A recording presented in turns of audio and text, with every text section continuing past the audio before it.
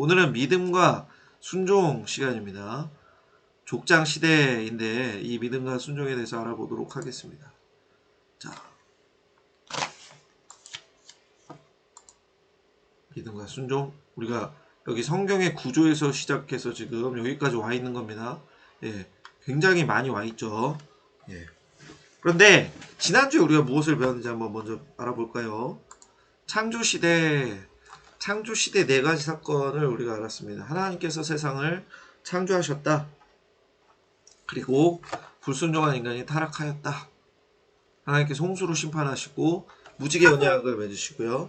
그리고 죄송합니다. 잠시만요. 그리고 하나님께서 하나님을 대적하는 바벨탑과 인간을 흩으셨다는 것을 알아보았는데요. 우리가 여기서 지난주에 질문이 하나 들어왔습니다. 질문을 대답을 해드리면서 진행을 하겠습니다. 지난주에 질문이 들어온 게 뭐가 있냐면 여호야긴 왕에 대한 내용입니다. 여호야긴 왕이 나이가 역대하에서는 8살인데 열왕기하에서는 18살이다. 이게 어떻게 된 것이냐는 얘기가 있었습니다.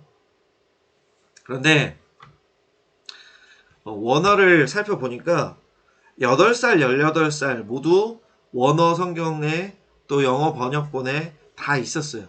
저희가 가지고 있는 성경 개역개정에서 8살, 18살로 나왔습니다. 그래서 여기에 대해서 학자들의 의견을 알아보았는데 사분학적인 문제다 이거는. 그래서 필사자가 요드 점을 잘못 찍어서 18살인데 8살로 체크한 것이다. 이렇게 얘기하고 있습니다. 다른 의견은 역대하는 8살 때부터를 적은 게 분명하다. 그런데 8살 때부터는 섭정이다.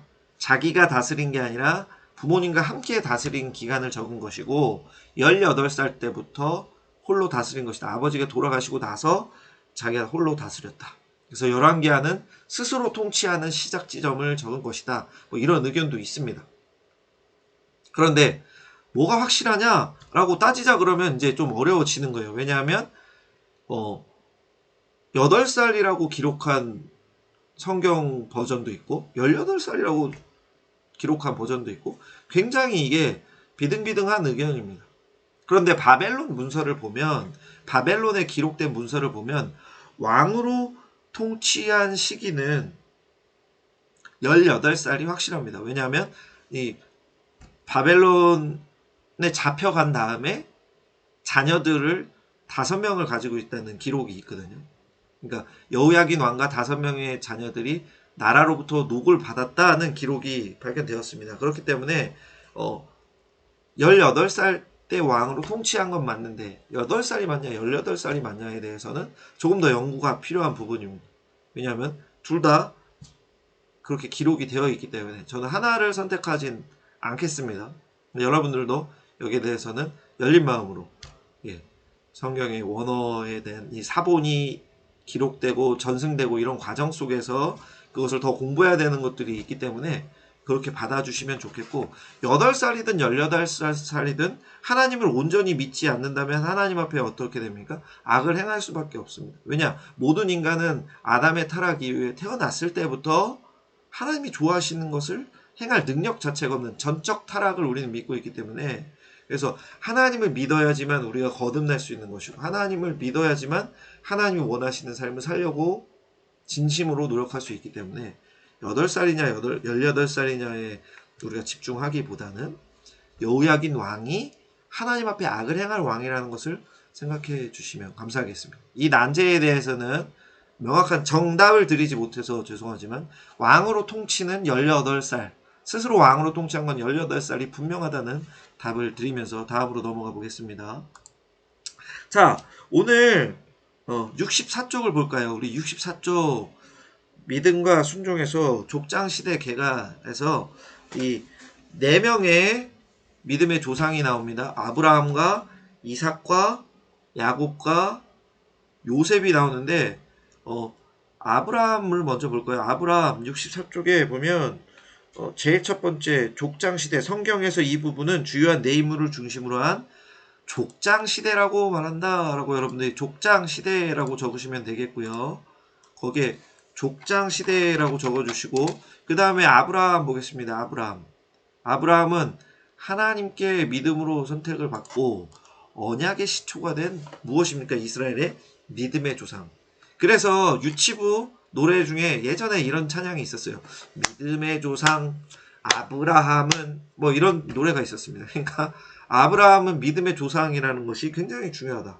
하나님께 택함 받고 하나님께 순종한 믿음의 조상, 이스라엘의 시초가 되었다. 하나님과 언약을 맺었다. 좀 이따 또 알아보겠습니다. 이삭 순종함으로 언약의 계보를 이어갔다. 하나님과의 언약의 계보를 이어간 순종을 보인 사람 이삭이다. 야곱은 우리가 잘 알죠. 이삭의 쌍둥이 아들 중에 둘째. 근데 태어날 때 에서 발꿈치 막 뒷발을 잡고 내가 먼저 갈 거야 막 이렇게 열심을 가진 사람이잖아요. 그런데 이 야곱이 하나님을 향한 특심이 있었다. 그래서 그 특심과 또 하나님의 언약의 신실하심, 하나님께서 아브라함과 이삭과 또 그 후손들에게 복을 주시며 이스라엘 민족을 만드시고 구원의 통로가 되게 하신다는 그 언약을 위해서 하나님께서 야곱을 들어쓰시며 야곱이 약점이 있음에도 불구하고 하나님께 복을 받고 사용받았다는 것을 우리는 알 수 있죠. 그 다음 요셉입니다. 요셉은 우리가 너무나도 잘 알고 있죠. 꿈쟁이 요셉. 야곱으로부터 굉장히 사랑을 받은 아들인데 형들에게 미움과 시기를 받죠. 하지만 그 모든 어려움 속에서 연단을 이겨내고 하나님께서 이스라엘 백성을 살리는 거대한 민족으로 아버지께서 번성하게 하시는데 사용한 요셉. 이렇게 우리가 아브라함과 이삭과 야곱과 요셉에 대해서 오늘 알아볼 것입니다. 65쪽 넘기면 언약에 대해서 나옵니다. 언약은 베리트라고 합니다. 베리트.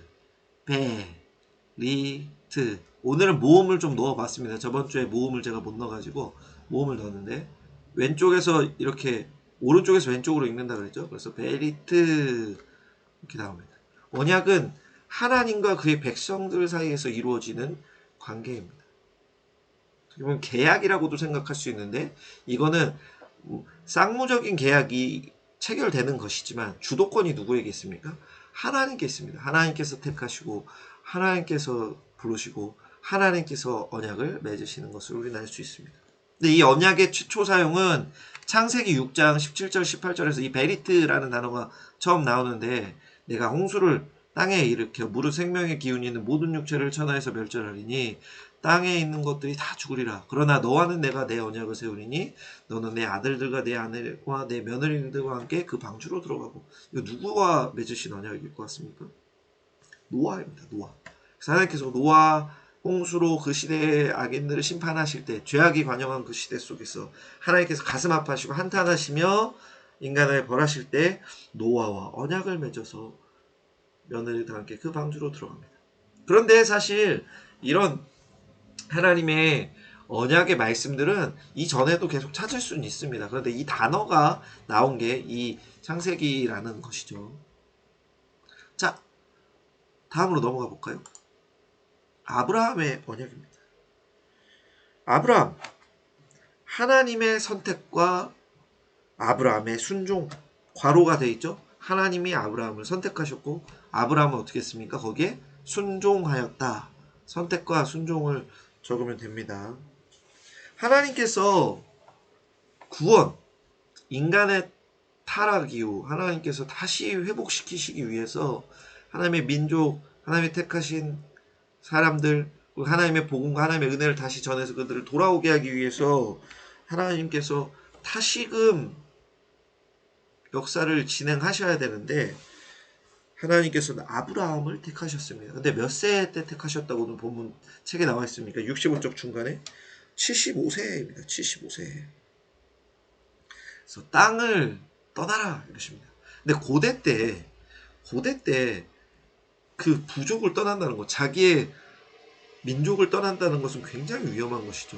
왜냐하면 그때는 힘이 지배하는 사회였으니까. 그런데 나이가 몇 살입니까? 75세입니다. 75세. 그때는 75세도 젊지 않았습니까? 하지만 늙어가는 거는 비슷합니다. 갈렙이 내가 80입니다. 뭐 이런데 이미 노부의 모습을 보여주죠. 아브라함이 75세가 되어서 고향 친척집을 떠나는 게 쉬운 일이었을까요? 자기의 터전을 버리고 다시 이동해서 새로운 땅으로 그 광야길 또 거기서 새로운 곳을 찾아가는 그 위험성 또 가는데 다른 도적들이나 다른 민족들의 공격을 받을 수 있는데 굉장히 조심스러웠을 겁니다. 어려운 선택을 했다는 것을 우리는 알 수 있습니다. 아브라함이 하나님께서 아브라함에게 주신 아브라함이 하나님께로부터 받은 세 가지 언약이 있는데 첫 번째, 너로 큰 민족을 이루고 복을 주어 내 이름을 창대케 하겠다. 큰 민족을 이루고 복을 주어 창대케 하겠다. 두 번째, 내가 이 땅을 내 자손에게 주겠다. 세 번째, 땅의 모든 족속이 너로 인하여 복을 얻는 복의 근원이 되게 하겠다. 요것이 나오는데 요것에 대해서 우리가 좀 이따 생각해 보겠습니다. 하나님께서 근데 오늘 지금 1번 아브라함의 제목이 뭐라고 됐어요? 하나님의 선택과 아브라함의 순종. 창세기 12장 1절부터 3절을 보면 하나님의 주권적인 선택과 부르심이 나옵니다. 하나님께서 아브라함을 택하시고 고향 땅을 떠나라 말씀하시죠. 창세기 15장 보면 7절에서 21절에 하나님과의 언약 체결이 나오는데 암소와 암염소와 순양과 산비둘기 집비둘기 새끼를 잡고 그 중간을 쪼개고 쪼갠 것을 마주해서 이렇게 대하여 놓고 새는 쪼개지 않고 하나님께서 거기서 불이 이렇게 지나가게 하시죠.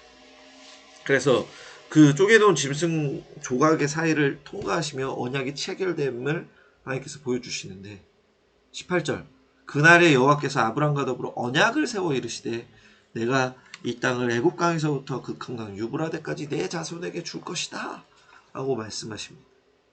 이 하나님과 아브라함이 체결하는 뭐 우리가 더 볼 수는 있겠지만 지금 세 가지 제가 얘기한 거 오늘 책에 나오는 첫째, 둘째, 셋째를 알아볼까요?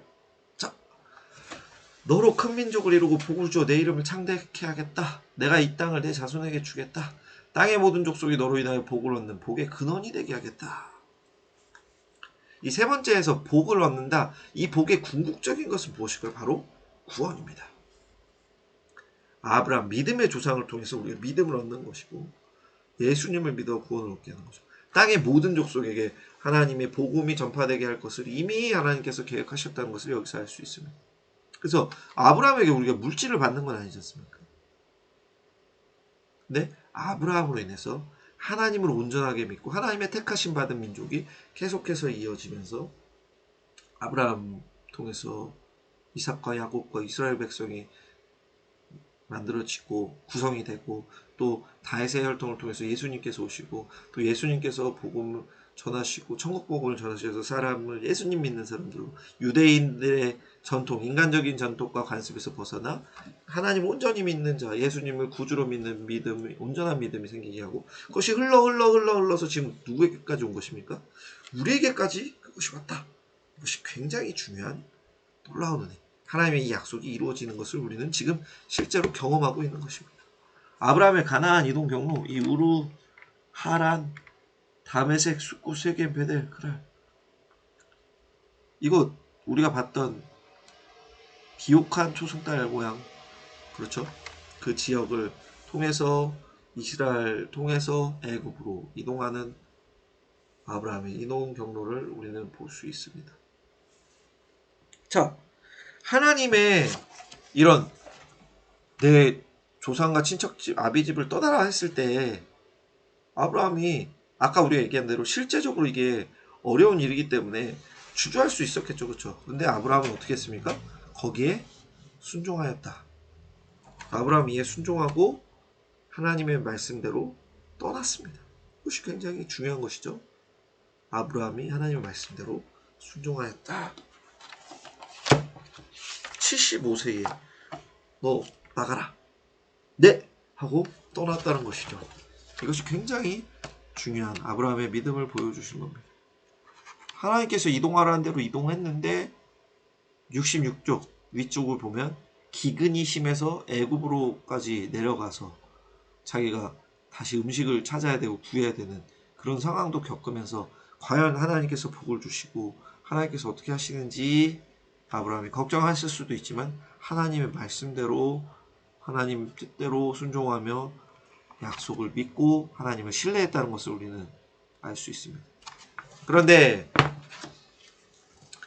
아주 재밌는 게 여기 있어요. 아브라함에게 하나님이 주신 게 이런 미래에 대한 약속과 언약이잖아요. 그런데 자손들. 근데 아주 재밌는 게 있습니다. 이거 하나 살펴보겠습니다.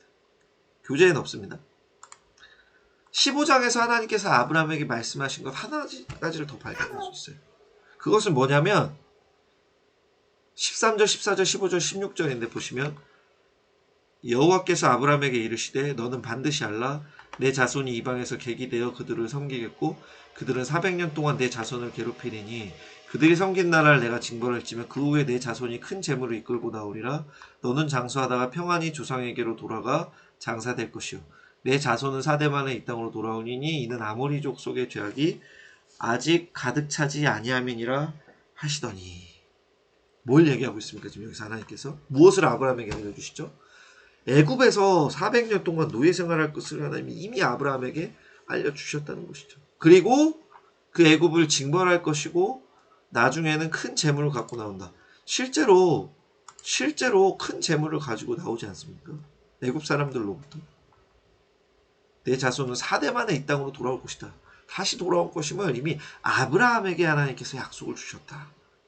하나님의 약속이 분명히 있다. 우리는 아주 놀라운 사실을 알 수 있는 거죠.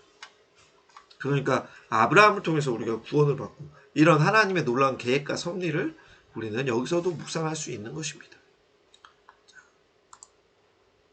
아브라함은 하나님의 택하심에 순종을 했는데 길을 떠난 것도 대단한 순종이죠. 그런데 아브라함의 순종하면 생각나는 것은 무엇입니까? 바로 이삭입니다. 하나님께서 아들을 주신다고 할 때 이삭이 지금 있는 이스마엘이나 잘 키우기 원합니다 하고 막 하나님의 말씀을 진짜 받아들이기 어려웠죠. 왜냐하면 나이가 이미 있으니까. 그런데 하나님께서 100살의 아들을 주셨습니다. 그 아들이 바로 이삭입니다. 하나님께서 이삭을 제물로 바치라 하셨는데 아브라함 어떻게 합니까? 아브라함은 순종으로 하나님에 대한 믿음과 신뢰를 보여주었습니다. 우리 67쪽 보면 첫 번째 문단 마지막에 당시 가나안 풍습에는 첫 아들을 드리는 인신제물 의식이 있었다. 이런 것처럼 하나님께서 아들을 제물로 바치라고 하시는 것은 아들을 죽여야 되는 겁니다. 아들을 각을 떠야 되는 건데 아들을 제단 위에 묶어놓고 죽여야 되는데 그것이 아브라함에게 얼마나 어려운 일이었겠습니까? 하나님께서 약속하신 아들, 하나님께서 주시겠다 해서 하나님께서 주신 그 아들을 자기가 바쳐야 되고 하나님께 순종해야 되는 그 발걸음이 얼마나 가슴 아팠겠습니까? 하지만 하나님께 믿음으로 이삭을 드리면 이삭을 살려주신다는 그 믿음까지 가지고 있음으로써 아브라함이 하나님께서 다른 재물을 피할 길을 주시는 놀라운 은혜를 경험하게 순양을 발견하게 하는 하나님의 놀라운 방법을 체험하게 되는 것이죠. 그의 장래와 삶의 의미를 하나님께 전적으로 맡겼다는 것을 우리는 알 수 있습니다. 아브라함은 하나님께 인정을 받고 그 믿음을 확실하게 보여주는 것이죠. 자, 여기서 우리가 질문이 하나 있죠. 이 질문칸 67쪽 가운데 질문이 있습니다. 제가 문제 읽어드립니다. 여러분은 장래와 삶의 의미를 하나님께 전적으로 헌신하기 위하여 무엇을 할 수 있습니까? 무엇으로 하나님께 대한 전적인 신뢰를 표현할 수 있습니까? 지금 여러분은 어떻게 삶의 모든 것을 하나님께 맡기고 있습니다. 삶으로 신뢰하고 있습니다를 여러분이 보여주고 계십니까? 여러분들께서 어떻게 하고 계신지를 제가 카톡에 올려서 카톡을 닫을게요. 모음이 안 돼서 죄송합니다. 어떻게 신뢰하고 계신지를 여러분들이 보여주고 계신지를 여러분께서 적어 보시면 좋겠습니다. 이미 적으신 분은 다시 한번 생각해 보시고요. 내가 아브라함처럼 정말 중요한 것, 너무 감사한데 이것은 너무 나에게 소중한 것인데 하나님이 바쳐라 하면 우리가 드릴 수 있는 것, 하나님만을 신뢰합니다, 하나님이 제일 중요합니다를 표현할 수 있는 그것은 무엇일까요? 잠시 적는 시간 드리겠습니다. 안 적으신 분들 있을 수 있으니까.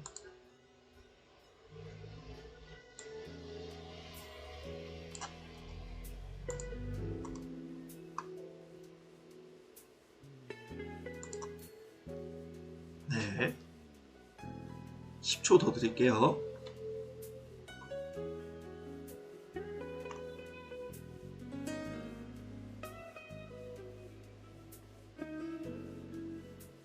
네, 감사합니다. 이제 다음 장으로 넘어가 보겠습니다. 이사 한 가지가 있네요. 테스트에 대해서 우리가 이야기하겠습니다. 지금 PPT를 뒤로 돌려서 아브라함이 하나님께 받은 시험과 이 템테이션, 유혹이라고 볼 수 있겠지만 이 시험은 무슨 차이가 있는 것인가? 이거 중요하죠. 아브라함이 하나님께 당했던 것은 테스트라고 볼 수 있습니다. 그래서 학생들이 학교에서 시험을 보다 진학을 위해 보아야만 하는 과정. 이것은 준비된 이에게는 유익하고 이것을 통과한 사람에게는 영광이 기다리고 있습니다. 그러니까 아브라함은 자신의 믿음을 하나님께 증명하는 계기가 된 것이죠. 그래서 하나님의 은혜와 복을 더 누릴 수 있었다. 하나님께서 택하신 믿음의 사람답게 그 시험을 잘 이겨내고 하나님의 은혜를 체험해서 이삭을 바치지 않고 하나님께서 바치라 하셨지만 거기에 순종하여서 하나님의 은혜를 체험하고 살아계신 하나님을 또 목도할 수 있었죠. 근데 또 다른 시험, 이것은 유혹입니다. 그 사람을 넘어뜨리고 하나님의 뜻을 방해하려는 이 마귀와 사탄의 계략, 우리를 넘어뜨리게 하고 우리가 온전히 서는 것을 방해하는 것이 있다는 것입니다. 그래서 우리가 인생을 살다 보면 68쪽 보면 이 두 가지 시험을 모두 경험하게 되는데 우리가 이것이 어떤 종류인지를 어떤 것인지를 잘 분별해야 된다는 거죠. 그래서 이걸 나를 위한 테스트라면 하나님의 뜻을 이루기 위한 그것을 수행하는 나를 위한 테스트라면 감사함으로 받고 이것을 이겨내야 할 것이고 나를 유혹하는 템테이션이라면 하나님의 말씀과 믿음으로 물리쳐야 됩니다. 예수님께서 마귀의 유혹을 하나님의 말씀을 온전히 사용하셔서 이겨낸 것처럼 우리도 하나님의 말씀으로 이겨내야 할 줄로 믿습니다. 다음 보겠습니다. 이삭입니다. 아브라함의 아들 이삭. 순종으로 이어진 언약의 계보. 근데 이삭은 하나님의 은혜로 얻게 된 아브라함의 아들이죠. 하나님의 약속으로 인간적인 과학적인 경험적인 것으로는 이 나이에 자녀를 얻을 수가 없습니다. 이렇게 할 때에 자녀를 얻었습니다. 그런데 이삭의 결혼도 하나님의 손이 역사하셨죠. 하나님께서 은혜의 손길로 이삭이 결혼할 수 있도록 이끌어 주셨습니다. 그러면서 이삭이 아브라함에게 배우고 또 그 결혼을 통해서 경험하고 하나님을 의지하고 순종하는 자세를 보여주죠. 이삭은 아버지 때 팠던 우물을 다시 파고 자신의 우물도 다시 파면서 하나님의 부르심에 충실한 모습을 보여줍니다. 그리고 모리아산에서 제사 경험을 통해서 하나님의 예비하심을 깨닫게 됩니다. 이건 아까 말했던 아브라함과 있었던 거죠. 이삭도 그 자리에 있었습니다. 아브라함의 순종도 중요하지만 이게 제일 중요하죠. 그런데 이삭 역시 그곳에서 자신을 죽이려는 아브라함 100살 때 자기를 얻었으니까 아브라함 100살 이상의 나이지 않습니까? 그런 노부가 자기를 묻고 제사를 드리려고 할 때 이삭이 그것에 순종하는 모습도 보여주죠. 아버지 재물이 어디 있습니까? 하나님께서 예비하여 놓으실 거야. 그런데 자기를 묻고 있지 않습니까? 네, 이삭이 그 경험을 통해서 무엇을 보았을까요? 하나님의 말씀과 하나님의 예비하신가? 하나님의 은혜를 이삭 역시 체험했을 것이고 아브라함이 그 순양을 드릴 때 아브라함이 굉장히 기뻐했을 것 아닙니까? 왜냐하면 아들을 사랑하는 100살에 얻은 아들을 안 바쳐도 되고 하나님께서 그 모든 것을 피해가는 그 신뢰 자기와의 믿음의 결실을 하나님께서 보여주셨기 때문에 얼마나 감격하고 기뻐하며 이것을 간증했겠습니까? 이삭도 거기에 있었던 당사자였기 때문에 이삭 역시 하나님의 놀라운 은혜를 체험하였다는 것을 알 수 있는 것이죠. 하나님과 아버지의 언약을 믿고 순종하였다. 하나님의 말씀을 붙잡았다. 이삭은 그런 사람이었습니다. 자, 이삭의 순종에 또 다른 예가 있습니다. 창세기 26장 1절에서 6절인데요. 이거 같이 읽어보겠습니다. 아브라함 때에 첫 흉년이 들었더니 그 땅에 또 흉년이 들매 이삭이 그랄로 가서 블레셋 왕 아비멜렉에게 이르렀더니 여호와께서 이삭에게 나타나 이르시되 애굽으로 내려가지 말고 내가 내게 지시하는 땅에 거주하라. 이 땅에 거류하면 내가 너와 함께 있어 내게 복을 주고 내가 이 모든 땅을 너와 내 자손에게 주리라. 내가 내 아버지 아브라함에게 맹세한 것을 이루어 내 자손을 하늘의 별과 같이 번성하게 하며 이 모든 땅을 내 자손에게 주리니 내 자손으로 말미암아 천하 만민이 복을 받으리라. 이는 아브라함이 내 말을 순종하고 내 명령과 내 계명과 내 율례와 내 법도를 지켰음이라 하시니라. 이삭이 그랄에 거주하였더니. 아멘. 여러분 여기서 중요한 거를 우리 두 가지 발견해야 돼요. 첫 번째, 이삭이 그리하여, 이게 원어로 보면 그리하여 그래서라는 단어가 들어 있습니다. 영어 버전에도 있는 게 있어요. 하나님의 말씀대로 이삭이 그랄에 거주하였다는 것이 여기 들어있는 거예요. 이게 굉장히 중요합니다. 이삭이 순종하였다. 흉년이 들었는데, 흉년이 들어서 이삭이 그랄로 가서 블레셋의 왕 아베멜렉에 이르렀는데 애굽으로 내려갈 마음을 했다는 것을 우리는 좀 알 수 있죠. 그리고 사람들이 애굽으로 많이 갔다는 것도 알 수 있죠. 그런데 애굽으로 가지 말고 지시하는 땅에 거주하라. 이 땅에 거류하면 하면서 하나님께서 약속을 주시죠. 근데 이게 재밌지 않습니까? 여러분, 아브라함에게 내가 지시할 땅으로 가라고 하셨어요. 그렇죠? 그런데 이삭에게 내가 지시하는 땅에 거주하라. 비슷한 말씀을 주십니다. 그런데 그 다음 3절 말씀이 아주 굉장한, 3절, 4절, 5절이 굉장히 재밌는데 잘 보세요. 너와 함께 있어 내게 복을 주고 이 모든 땅을 너와 내 자손에게 주리라. 복을 주고 자손에게 이 땅을 주리라. 아브라함에게 주신 약속이 생각나지 않습니까? 내가 내 아버지 아브라함에게 맹세한 것을 이루어, 하나님께서 약속하신 언약을 이루어 자손을 하늘의 별과 같이 번성하게 하면, 아브라함에게도 하늘의 별과 같이 모래와 같이, 땅의 모래와 같이 자손이 많아질 것이라는 약속을 주셨거든요. 내 자손에게 이 모든 땅을 주리니 내 자손으로 말미암아 천하 만민이 복을 얻을 것이라. 우리 아까 알아본 아브라함에게 주신 하나님의 언약 중 하나였죠. 그러니까 하나님께서 아브라함에게 주신 약속을 이삭에게 주시는데, 그 약속의 기준이 무엇입니까? 내가 내게 지시한 땅에 거주해라. 애굽으로 먹을 거 어려워서 흉년이 들어서 힘들어서 애굽 가지 말고 그랄에 거주해라.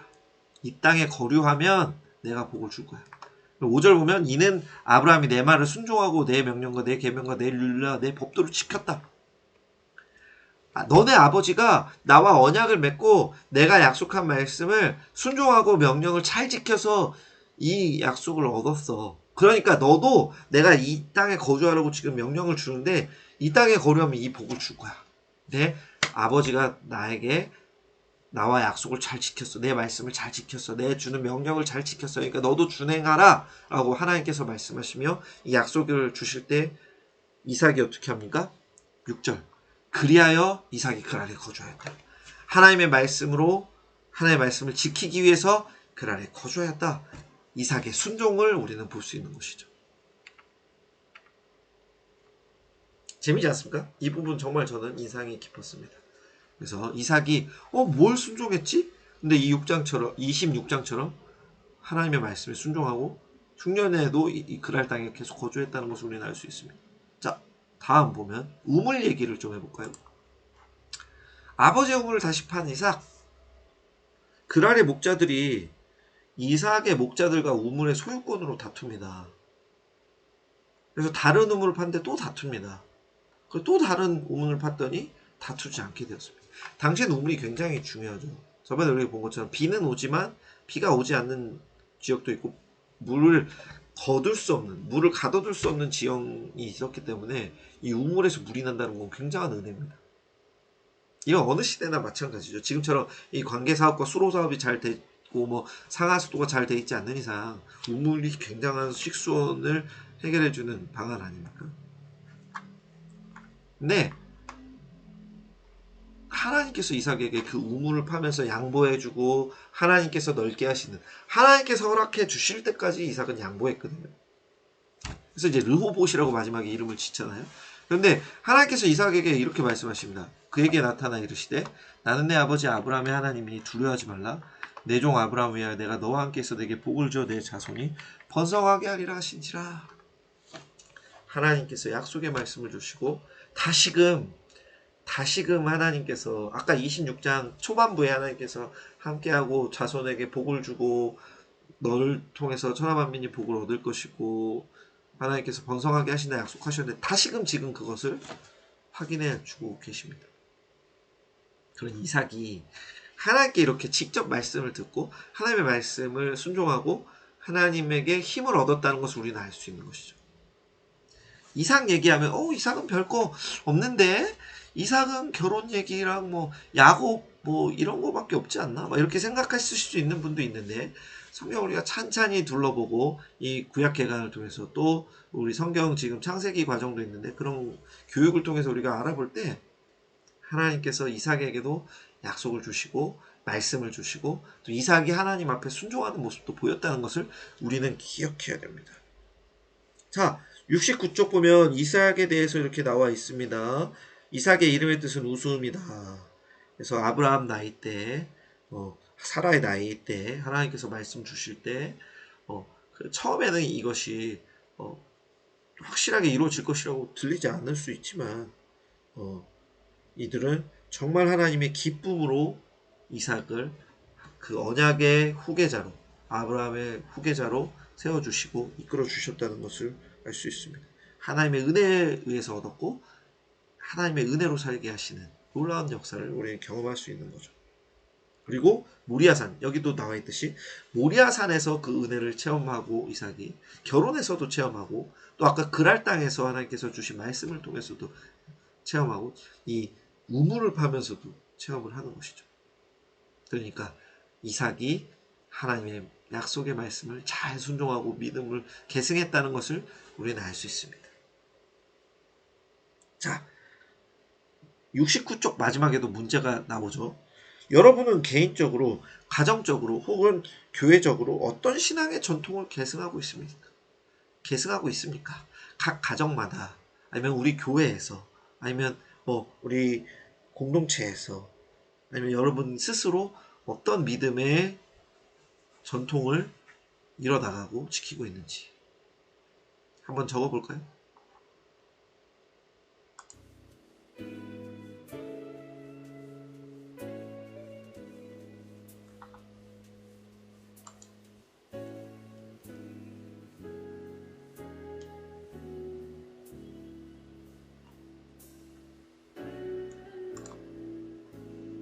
네, 10초 정도 더 드릴게요.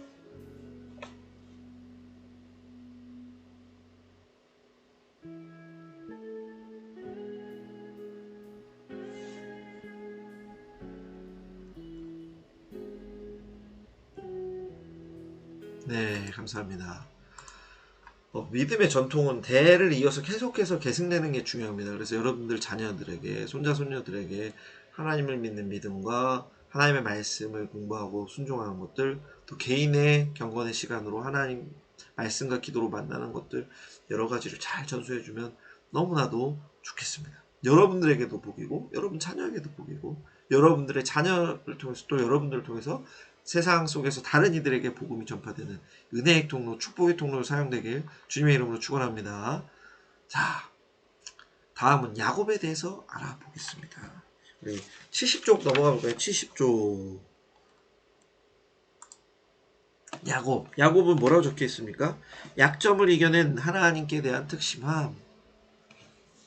야곱은 에서의 쌍둥이 동생인데 아까 말씀드린 것처럼 태어날 때부터 굉장한 열망과 욕심이 있었죠. 하나님께 대한 열심, 야곱이 가진 이런 형제의 발꿈치를 잡고 팥죽으로 장자권을 사고 아버지를 속여서 축복을 받는 그런 모습들 속에서 야곱에 대한 뭔가 부정적인 인식이 있을 수 있습니다. 그렇죠? 그런데 하나님의 은혜에 대한 갈망함이라고 우리가 생각할 때에 이 쟁취와 투쟁에 대한 욕심과 부족함에 대해서 자기가 걱정하고 그런 모습은 분명히 있지만 하나님의 엄청난 축복과 은혜를 경험했다는 것도 우리는 생각해 보아야 되는 거죠. 하나님을 향한 특심이 있었다. 인간적인 약점과 욕심, 걱정으로 살았지만 하나님을 향한 열정, 하나님의 은혜에 대한 갈망이 있었다. 당신이 축복하지 아니하면 가게 하지 아니하겠습니다. 이 씨름할 때 하나님의 사랑과 하나님과 씨름할 때 당신이 축복하지 아니하면 가게 하지 아니하겠다면서 야곱이 열심의 모습을 보이는 게 보입니다. 그런데 우리 70쪽 가운데 문단 볼까요? 그의 삶의 이중성을 보이는 것은 매우 흥미진진합니다. 야곱이라는 이름의 투쟁성은 그를 때때로 비열한 인간으로 만들었습니다. 부정적인 인식이 여기에 있잖아요. 창세기를 읽을 때 그는 독자로 하여금 어찌하여 이런 사람이 그 어마어마한 하나님의 은총과 축복의 대상이 될 수 있을까 의문을 갖기도 합니다. 우선 그의 비정함과 교활함이 독자의 비위를 거슬게 하고 형제간의 의리를 벌린 부도덕성도 무척 못마땅합니다. 그런데 세 번째 문단, 그의 다른 이름 이스라엘을 통해서 비열함과 투쟁성과 다른 하나님을 향한 특심이 그에게 있었음을 보게 됩니다. 인간적인 부족함에도 불구하고 하나님의 택하심과 하나님을 향한 열심으로 인해서 하나님께서 엄청난 축복을 약속하시죠. 하나님께서 야곱을 사용하시고 하나님께서 야곱을 이끄시는 놀라운 역사를 우리는 경험할 수 있습니다. 자, 그러면 좀 더 자세히 알아볼까요? 하나님의 은혜에 대한 야곱의 특심이 어떤 데서 우리가 발견할 수 있을까? 좀 체크해 봤습니다. 사다리 꿈. 야곱이 사다리 꿈을 꾸는데 잠에서 깨어있는데 여호와께서 과연 여기 계시를 내가 알지 못하였도다. 하나님의 임재, 하나님의 능력에 대한 영적인 인지와 하나님이 계시면 내가 이렇게 하면 안 된다. 하나님이 계셨는데 내가 몰랐다는 자기의 통찰과 이런 인식이 있다는 것을 알 수 있고요. 돌베개, 베델 데리라 이런 찬양도 있죠. 그거 보면 야곱이 서원하여 이르되 하나님이 나와 함께 계셔서 내가 가는 이 길에서 나를 지키시고 먹을 떡과 입을 옷을 주시어 내가 평안히 아버지 집으로 돌아가게 하시오면 여호와께서 나의 하나님이 되실 것이요 내가 기둥으로 세운 이 돌이 하나님의 집이 될 것이요 하나님께서 내게 주신 모든 것에서 10분의 1을 내가 반드시 하나님께 드리겠나이다. 기도하죠. 서원하죠. 근데 어떻게 보면 조건절이라고 해서 사람들이 나쁘게 해석하는 경우도 있어요. 왜냐면 하나님 나를 지켜주면 하나님이 나의 하나님이 되고 하나님이 나를 이끌어주면 11조 하겠습니다. 그런데 반대로 보면 지금 야곱이 굉장히 무섭고 두려운 상황에서 하나님 지켜주세요 라는 표현을 이렇게 했다고 우리는 생각할 수 있는 것입니다. 그래서 하나님 저를 돌아가게 해주세요. 그래 정말 하나님 저를 지켜주시면 저 그렇게 하겠습니다. 그렇게 하겠습니다. 라며 하나님께 매달린 것이죠. 그래서 그냥 야곱이 믿음이 부족했다. 이거 봐라. 하나님께 조건 다른 거 봐라. 그렇게만 볼 것이 아니라 하나님께 기도하고 간구하며 하나님께 매달린 모습도 있다는 거. 하나님의 은혜를 요구했다는 거. 하나님의 이끄심이 없으면 내가 지금 이 상황을 이겨낼 수 없다는 마음이 있었다는 거. 마음이 가난한 모습을 보여주고 있다. 자신을 의지한 모습이 아니라 하나님을 의지한 모습도 있었구나를 우리 생각해야 되는 거죠. 자, 또 다른 부분 볼까요? 라반과 야곱에서 야곱이 멋있는 말들을 아주 우리에게 귀감이 되는 신학적인 고백을 하는데 창세기 31장 5절 7절 보겠습니다. 그들에게 이르되 내가 그대들 그러니까 아내들이죠. 그대들의 아버지 안색을 본즉 내게 대하여 전과 같지 아니하도다. 그러할지라도 내 아버지 하나님은 나와 함께 계셨느니라. 라반이 아주 야곱을 부려먹지 않습니까? 속이고 계약을 바꾸고 되게 불리하게 하고 계속 일시키고 그런데 야곱이 자기 부인들에게 이렇게 말합니다. 정말 힘든 상황이죠. 아버지의 안색이 변했다. 상황이 바뀌었어. 그런데 내 아버지 하나님은 나와 함께 계셨다. 하나님께서 나와 함께 하셨다는 믿음의 고백을 지금 하고 있습니다. 야곱이 내가 잘했어가 아니라 누가 하신 거다? 하나님께서 함께 하셨다는 믿음의 고백을 이미 하고 있는 것이죠. 그리고 7절에서 그대들의 아버지가 나를 속여 품삯을 10번이나 변경하였다. 아주 약속을 잘 어기는 라반은 교활한 사람이죠. 그러나 하나님이 그를 막으사 나를 해치지 못하게 하셨다. 하나님이 라반을 막으셔서 야곱을 해치지 못하게 야곱을 지켜주셨다는 고백을 지금 하고 있습니다. 자기가 지혜롭게 이겨냈다는 것이 아니라 하나님께서 이겨주셨다. 하나님께서 막아주셨다. 고백하고 있는 것입니다. 창세기 31장 42절 보면 우리 아버지 하나님 아브라함의 하나님 곧 이삭의 경외한 이가 나와 함께 계시지 아니하셨다면 이거 라반에게 하는 말입니다. 외삼촌께서 라반에 이제 나를 빈손으로 돈에 보내셨으니다마는 당신이 그렇게 나한테 악하게 하고 계약을 자꾸 어기고 약속 어기고 숨기고 자기 말도 안 되는 뭐 아롱진 것만 가져가라 막 이렇게 하시고 나를 어렵게 하였지만 하나님께서 나와 함께 계셨기 때문에 나에게 재산을 주셨다. 그리고 동시에 하나님이 내 고난과 내 손의 수고를 보시고 어젯밤에 외상촌을 책망하셨다 라고 말하며 하나님께서 나와 함께 하시고 하나님께서 역사하시고 우리 아버지 할아버지의 하나님 우리의 조상의 하나님 나의 하나님께서 나를 지켜주시고 막아주시고 이겨주셨다는 고백을 합니다. 그러니까 이런 신앙의 고백을 하는 야곱은 이미 하나님을 믿지 않는다. 하나님에게 약속, 하나님에 대한 믿음과 신뢰가 없다는 것을 그렇게 해석할 수는 없는 것이죠. 걱정이 많을 수 있습니다. 그리고 조심성이 많을 수 있지만 하나님의 임재와 하나님의 은혜를 체험하면서 야곱이 다듬어져 가고 있다고 우리는 봐야 되는 것이죠. 다음 장 볼까요? 야곱이 이렇게 기도합니다. 32장 9절 12절인데요. 야곱이 또 이르되 내 조부와 아브라함의 하나님 내 아버지 이삭의 하나님 여호와께서 주께서 전에 내게 명하시기를 내 고향 내 족속에로 돌아가라 내가 내게 은혜를 베풀리라 하셨나이다. 10절 나는 주께서 주의 종에게 베푸신 모든 은총과 모든 지시를 하심을 조금도 감당할 수 없사오나 내가 내 지팡이만 가지고 이유다를 건넜더니 지금은 두 때나 이루었나이다. 내가 주께 간구하니 내 형의 손에서 에사의 손에서 나를 건져내시옵소서. 내가 그를 두려워하면 그가 나와서 나와 내 처자를 칠까 겁이 나기 때문이니이다.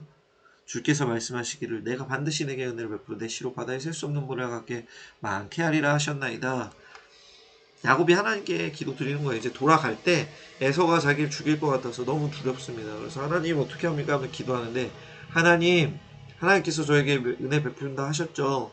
그 말씀 기억합니다. 그 10절 같이 하나님께서 베푸시는 은혜가 너무나도 많습니다. 제가 떠날 때는 지팡이만 가지고 떠나는데 지금 돌아올 때는 두 때나 이루었습니다. 우리 자녀들도 많고 그 가축도 많고 그것을 돌보는 사람들도 많고 재물도 많아졌습니다. 하나님의 모든 것이 은혜입니다. 그런데 하나님 간구하옵기는 에서의 손에서 나를 건져주시고 우리 가족들을 지켜주십시오.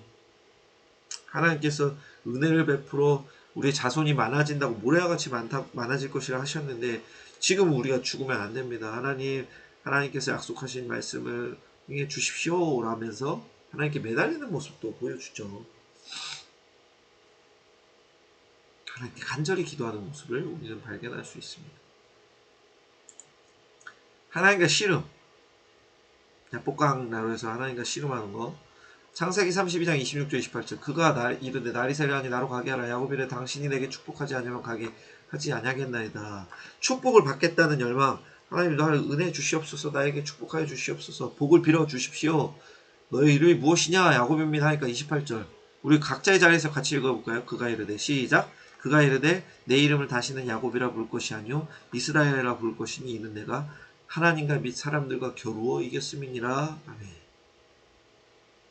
이제 이스라엘이라 부를 것이다. 이스라엘 민족을 이룰 것이다. 그것이 여기서 시작되는 것이죠. 그런데 야곱이 복받았다 와 이렇게 하고 끝납니까? 30절 보면 야곱이 그곳 이름을 브니엘이라 하였으니 그가 이렇게 내가 하나님과 대면하여 보았으나 내 생명이 보존되었다. 거룩한 하나님 위대하신 하나님을 만났는데 내가 살았다. 부족한 내가 인간이 내가 죄악 많은 내가 살았다 하는 또 표현을 하면서 그 지명을 지었죠. 지금까지 우리가 야곱에 대해서 이렇게 보았는데 야곱이 하나님의 은혜에 대한 마음 또 하나님의 은혜에 대해서 사모하는 마음 어려운 상황에 간절한 마음으로 기도하는 것들 또 하나님의 역사를 인정하고 하나님께서 하셨으니 지금 내가 여기 있습니다라는 고백 어떻게 보십니까? 야곱이 그냥 욕심 많고 잘못된 사람이라고만 말하기는 어렵죠. 야곱이 아쉬운 부분도 보여주고 부족한 부분도 있지만 하나님께서 그 모든 과정 등을 통해서 야곱을 연단해 가시고 야곱에게 영적인 체험을 주시고 하나님의 약속의 말씀을 주시고 또 야곱 스스로 그것을 고백하게 하시고 하나님을 더 의지하며 하나님과 동행하는 귀한 믿음의 조상 아브라함과 이삭과 야곱으로 이어지는 놀라운 역사. 결국에는 야곱이 이스라엘로 이름이 바뀌며 이스라엘 민족의 시초 그 아버지가 되지 않았습니까? 우리는 이것을 생각해 보아야 됩니다. 그로 인해서 어떻게 됩니까? 야곱의 12아들이 이스라엘의 12지파가 되는 놀라운 역사가 임하죠. 우리 12지파에 대해서 알아볼까요?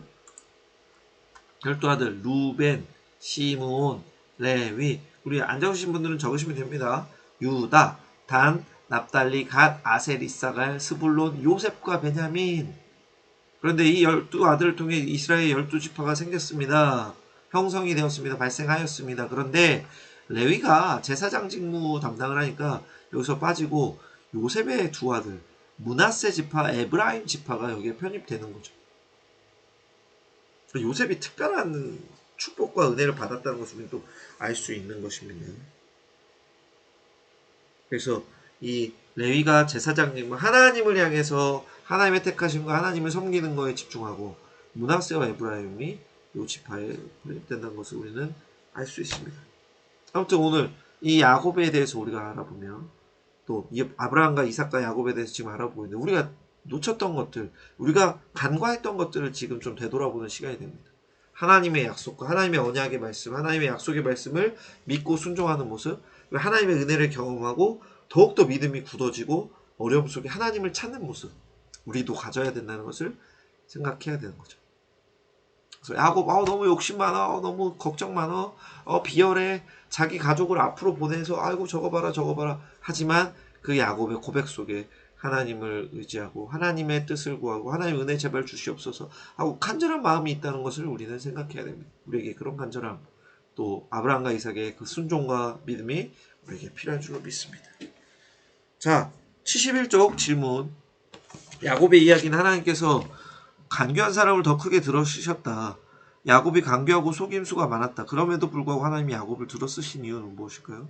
하나님이 택하셨기 때문이지만 우리가 지금 살펴본 것처럼 하나님의 은혜에 대한 고백, 하나님이 하셨다는 믿음의 고백이 있고 또 하나님의 말씀대로 살려는 노력이 있고 또 뭡니까? 하나님의 갈망함이 있잖아요. 하나님의 은혜와 손길에 대한 갈망함이 있지 않습니까?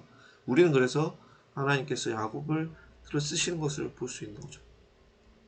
에서가 다른 민족하고 결혼해가지고 부모님의 근심이 되고 막 이런 거 있지 않습니까? 그러니까 에서는 자기 원하는 대로 살면서 자기 마음대로 했다는 것을 우리는 알 수 있는 거고 또 뭔가 성급하게 결정하는 것도 볼 수 있죠. 자기 목이 마르고 배가 고프니까 팥죽에 자기 장자권을 팔고 막 그러지 않습니까? 야곱은 하나님의 것이 소중하고 하나님의 것을 받아야 된다. 내가 받아야 된다. 내가 받아야 된다. 나에게 주시옵소서. 그 약속의 말씀을 이루어 주시옵소서. 하나님, 이거 하나님의 능력으로 가능합니다. 그래서 하나님께 매달리는 모습을 우리는 발견할 수 있죠. 자기가 쟁취하고 투쟁하려 했지만 결국에는 하나님께서 주신 것임을 라반과 생활하면서 완전하게 인정하고 하나님의 은혜를 구하고 에서를 만날 때에도 하나님께서 지금 은혜 주셔서 저희를 두 때를 이루게 하셨고 지금도 하나님 약속하신 말씀처럼 우리를 에서의 손에서 지켜주시옵소서라고 간절히 기도하는 모습, 또 씨름하면서 저에게 축복해 주시기 전에 도저히 갈 수 없습니다. 그래서 하나님의 은혜를 받는 모습, 하나님을 송축하며 내가 하나님을 만났지만 내가 살았다 하고 분이엘로 지명정하며 하나님 예배하는 모습도 우리 발견할 수 있습니다. 자, 마지막 72쪽 73쪽 우리가 아브라함과 이삭과 야곱에 대해서 알아보았는데 이제 누구를 알아보게 될까요? 요셉입니다. 요셉에 대해서 우리가 알아보는 시간을 갖겠습니다. 요셉, 연단을 거쳐서 하나님의 언약을 구체화한 완벽한 지도자, 야곱의 11번째 아들입니다. 야곱의 총애를 받으면서 자라났습니다. 혼자 채색 옷을 입고 막 형들이 배 아파했죠. 하나님께서 주신 꿈, 해와 달과 별이 절하고 곡식단이 절하는 얘기를 했잖아요. 하나님의 섭리와 이끄심을 아주 특출나게 경험을 했는데 어떻습니까? 형들이 미워하니까 미디안 상인들 처음에 죽이자 했다가 미디안 상인들에게 팔고 보디발의 집에 갔다가 감옥에 갇히고 감옥에서 꿈 해몽을 해준 것이 기억나서 왕의 꿈을 해몽해서 애굽의 총리가 됩니다. 아브라함의 언약이 구체화되는 과정이 나타나는 거죠. 그래서 우리 73쪽 보면 믿음의 장자가 되어야 된다. 요셉은 11번째였지만 믿음의 장자가 되는 것을 보여주죠. 하나님의 이 택하심과 또 요셉의 하나님을 의지하고 하나님을 두려워하고 경외하는 모습, 또 하나님 말씀 지키고 또 자기에게 어렵게 한 형제들을 보면서 하나님의 섭리입니다 라면서 하나님의 뜻을 먼저 생각하는 아주 귀한 모습을 우리는 발견할 수 있죠. 자, 요셉의 믿음과 순종, 하나님을 경외해서 유혹을 이겼다. 창세기 39장 8절 9절 보면 보디발의 아내가 요셉을 유혹하지 않습니까? 근데 요셉이 주인이 집안의 모든 소유를 간섭하지 않고 다 내 손에 위탁하였다. 이 집에는 나보다 큰 이가 없고 주인이 아무것도 내게 금하지 아니하였는데 금한 것은 당신이다. 당신은 보디발의 아내였다. 그래서 내가 어찌 큰 악을 행하여 하나님께 죄를 지었겠습니까? 나는 하나님 앞에서 죄를 짓지 않겠습니다. 그리고 나는 내 인간의 주인 보디발이 명한 것을 잘 지키겠습니다. 죄를 행하지 않겠고 악을 행하지 않겠습니다를 지금 선언한 것이죠. 하나님을 경외하는 모습을 우리가 볼 수 있습니다. 감옥에서 해몽하는데 창세기 40장 8절 그들이 그에게 이르되 우리가 꿈을 꾸었으나 이를 해석할 자가 없다. 네, 요셉이 말합니다. 해석은 하나님께 있지 않습니까? 하나님이 하십니다. 요셉이 한다고 하지 않고 누가 한다 했습니까? 하나님이 하신다 하며 하나님께서 지혜의 원천, 하나님께서 압리를 알게 하시고 하나님께서 이끄시는 신앙을 표현하고 있습니다. 바로의 꿈을 해몽할 때도 똑같습니다. 창세기 41장 16절 25절인데요. 요셉이 바로에게 대답하여 이르되 내가 아니라 하나님께서 바로에게 편안한 대답을 하시리이다. 16절 너가 빨리 알려줘봐. 네가 꿈 해몽을 잘한다며 하나님께서 하십니다. 하나님께서 알려주시는 거고 하나님께서 주권자이시고 하나님께서 이것을 이끄시는 분입니다. 를 고백한 것이고 25절 요셉이 바로에게 아뢰되 바로의 꿈은 하나입니다. 하나님께서 그가 하실 일을 바로에게 보이심입니다. 엄청난 고백입니다. 하나님께서 앞으로 일을 행하실 것이다 들어있고 하나님께서 앞으로 행할 것을 바로에게 미리 보이셨다는 것이 이 문장에 다 들어있는 거죠. 하나님께서 만물의 통치자 주권자로 이 세상을 이끄시는 분인데 하나님께서 바로에게 이것을 알려주셨다는 것을 요셉이 고백하고 있습니다. 내가 지금 하나님이 나에게 알려주셨단 말이야. 내가 해석을 했어. 이게 아니라 하나님께서 어떻게 이끌어 주실지를 알려주신 겁니다. 라고 겸손하게 하나님 앞에서 하나님을 섬기는 자로서 아주 우리에게 본이 되는 모습을 보이고 있죠. 그리고 이 이후에 애굽의 총리가 돼서 형들을 만났을 때 어떻게 했는지 보겠습니다. 창세기 45장 5절부터 8절 읽어보겠습니다. 당신들이 나를 이곳에 팔았다고 해서 근심하지 마소서 한탄하지 마소서. 하나님이 생명을 구원하시려고 나를 당신들보다 먼저 보내셨나이다. 이 땅에 2년 동안 흉년이 들어서 아직 5년은 밭갈이도 못하고 추수도 못할지라. 하나님이 큰 구원으로 당신들의 생명을 보존하고 당신들 후손을 세상에 두시려고 나를 당신들보다 먼저 보내셨나니 우리 8절은 같이 읽어볼까요? 그런즉 시작. 그런즉 나를 이리로 보낸 이는 당신들이 아니요 하나님이시라. 하나님이 나를 바로에게 아버지로 삼으시고 그 온 집의 주로 삼으시며 애굽 온 땅의 통치자로 삼으셨나이다. 아멘. 굉장히 멋있죠? 하나님이 생명을 구원하시려고 우리 민족과 우리 가족들을 구원하시기 위해서 또한 애굽과 다른 민족들 흉년이 드는데 그 사람들을 구원하려고 나를 당신들보다 먼저 보냈습니다. 나에게 하나님께서 꿈 해몽을 하는 은혜를 주셨고 그것을 바로가 받아들이고 그것을 대비하여서 우리가 이 흉년을 이겨내고 있습니다. 라고 고백하죠. 하나님께서 하셨다는 것을 강조하고 이 땅에 2년 6년이 들었지만 5년이 더 남았습니다. 아직 끝나지 않았습니다. 그래서 7절에서 하나님이 큰 구원으로 당신들과 후손들을 세상에 두시려고 나를 먼저 보내신 거다. 하나님께서 먼저 보내셨다는 것을 다시 말하고 있죠. 그래서 5절에 말한 형제들이 걱정하잖아요. 우리가 요셉을 힘들게 하고 요셉을 팔았는데 요셉이 지금 더 큰 사람인데 우리 어떡하지? 하고 걱정할 때 요셉이 말하죠. 하나님이 먼저 하신 거다. 하나님이 우리를 살리시려고. 결국에 뭡니까? 하나님께서 아브라함과 이삭과 야곱에게 주신 약속, 언약의 말씀, 그리고 하나님께서 이끄시는 것을 이루시기 위해서 요셉을 통해서 하나님께서 꿈을 알려주시고 하나님께서 행하게 하시고 하나님께서 그를 통해서 야곱의 집안이 살아나게 하시고 그 야곱의 집안이 애굽으로 가서 장성하게 되고 번성하게 되고 많은 때를 이루어서 하나님의 말씀과 같이 400년 노예 생활을 그치고 다시 돌아 나와 가나안 땅을 정복하는 놀라운 역사. 이미 아까 우리가 본 것처럼 아브라함에게 이미 말씀해 주신 것을 이루는 것을 볼 수 있지 않습니까? 그래서 8절에서 말합니다. 나를 이곳에 보내는 이는 당신들이 아니라 하나님이십니다. 하나님께서 나를 이렇게 만드셨다 고백하고 있습니다. 그러니 요셉이 하나님의 이 많은 시간들을 통해서 많이 어려울 수도 있죠. 많이 힘들고 어렵겠죠. 노예 생활하고 팔려가고 외롭고 힘들지 않았겠습니까?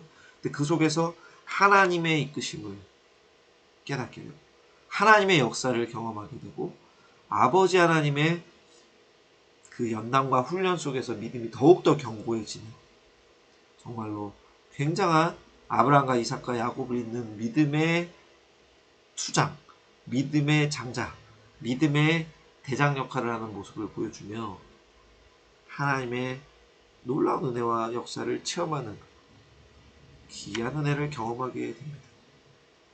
이 요셉을 통해서 아브라함, 이삭, 야곱에게 주신 말씀이 지켜지고 이삭의 가족들이 살아나고 흉년으로부터 지켜지고 구원을 받고 자손을 번성하여 큰 때를 이루어서 몇십만 명, 몇백만 명을 이루어서 살아가는 나라와 왕국과 민족이 되는 놀라운 역사가 요셉의 이 하나님의 역사, 요셉을 통해 이끌어 보이신 하나님의 손길을 통해서 이루어지는 것 아닙니까? 그래서 우리는 오늘 말씀을 통해서 이 요셉이 어려움을 겪었지만 하나님께서 구원하시고 이끌어 주셨다. 또 요셉이 그것을 바라보며 자기를 해코지한 형들에게 복수하지 않고 하나님이 하셨다면 그것을 품는 놀라운 모습을 우리는 알 수 있습니다. 그러니까 아브라함과 이삭과 야곱, 요셉을 통해서 우리가 하나님의 이끄심, 하나님의 약속, 하나님의 섭리, 하나님의 은혜의 손길, 어려움 중에도 하나님을 바라보는 모습, 하나님께 순종함, 하나님을 경외하고 하나님을 두려워하며 하나님 말씀에 순종하는 모습, 또 아버지 하나님의 이끄심을 경험했을 때 하나님을 높이고 내가 아니라 하나님이 하신 것입니다. 야곱이 했던 것처럼 하나님이 은혜 주셨다는 것을 요셉도 하지 않습니까? 꿈의 해몽 하나님이 주신 겁니다. 하나님이 지혜를 주셨습니다. 이렇게 말하는 것을 보면 우리가 놀라운 역사를 체험할 수 있는 거죠. 이런 믿음의 조상들에게 우리도 믿음의 본을 보고 배울 수 있는 것입니다. 자, 오늘 그럼 지금까지 우리는 무엇을 알아보았습니까? 74쪽. 창조와 타락한 인간, 창조 시대를 말합니다. 두 번째, 믿음과 순종, 족장 시대를 의미하며 이 밑에 지명 그림 있죠? 우리 책 66쪽에 나온 사진과 74쪽에 나온 그림을 제가 두 개를 동시에 띄웠는데 여기를 보시고 이 우르, 하란, 다메섹, 숫곳, 세겜, 베델, 헤브론, 브엘세바, 그랄, 애굽, 네게브 사막, 지중해, 모리아산 이런 것들을 다 적을 수 있을 것입니다. 여러분께서 66쪽과 비교해서 적어 주시고요. 또 73쪽에 요셉의 삶을 보면서 우리가 깨달은 거, 하나님의 악을 선으로 만드신 경우, 우리 삶 속에서 우리를 어렵게 하고 우리가 진짜 우리를 대적하는 자들이 있었는데 그것을 아버지께 슬픔을 기쁨으로, 어려움을 찬양으로, 악을 선으로 갚으신 역사, 우리가 받은 은혜를 되새겨보는 시간을 가졌으면 좋겠습니다. 자, 어떠셨습니까? 오늘 우리가 1시간 동안, 1시간 조금 안 되는 시간 동안 이 내용을 알아보았는데요.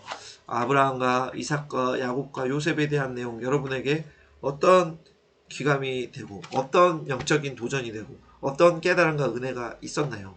우리가 이 말씀들, 이분들의 삶을 보면서 하나님의 택하심과 하나님의 순종과 하나님의 말씀에 그대로 나아가는, 하나님의 말씀을 붙잡고 하나님께서 분명히 은혜 주시고 이끄시니 하나님을 믿고 따릅니다는 우리의 신뢰와 순종과 아버지 하나님의 은혜를 갈망하는 마음과 또 하나님의 뜻을 인정하며 하나님의 이끄심을 인정하며 하나님을 찬양하는 모습이 우리 삶에 있어야 할 줄 믿습니다. 자, 오늘 말씀 잘 기억해 주시고요. 오늘 강의를 마칩니다. 다음 주 숙제, 다음 주는 구약개관 1회 마지막 시간입니다. 5가를 예습해 주시고 매일 큐티 해 주시고, 여러분 오늘 고생하셨습니다. 다음 주에 만나요.